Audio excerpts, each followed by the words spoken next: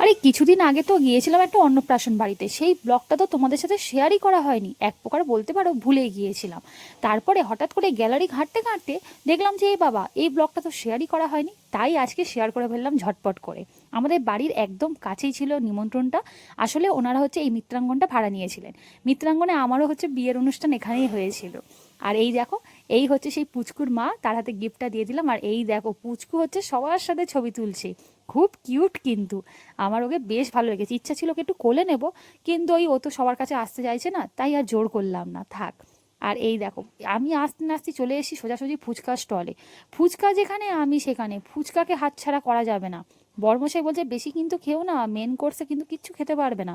বললাম যে থাক না, কিচ্ছু অসুবিধা নেই, দুই একটা ফুচকা খেলে কিচ্ছু হবে না। তারপরে নিয়ে নিলাম গরম গরম চিকেন পকোড়া, যেটা আমার অল টাইম ফেভারিট, আমার ভীষণ ভালো লাগে। পাশে কোল্ড ড্রিঙ্কসও ছিল, কিন্তু আগে পকোড়াটা খেয়ে নিই, তারপরে খাবো কোল্ড ড্রিঙ্কস।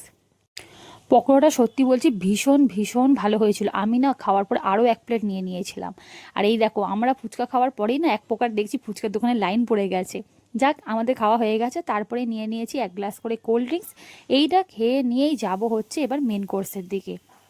এই ভিডিওটা অনেকটা বড় হয়ে যেত, সেই জন্য আমি নেক্সট পার্টে মেন কোর্সে কী কী খেলাম সেটা অবশ্যই কিন্তু তোমাদের সাথে শেয়ার করব। আর হ্যাঁ, আমাকে ফলো করতে একদম ভুলবে না, আর লাইক কমেন্ট শেয়ার করতে একদমই ভুলো না। চলো টাটা।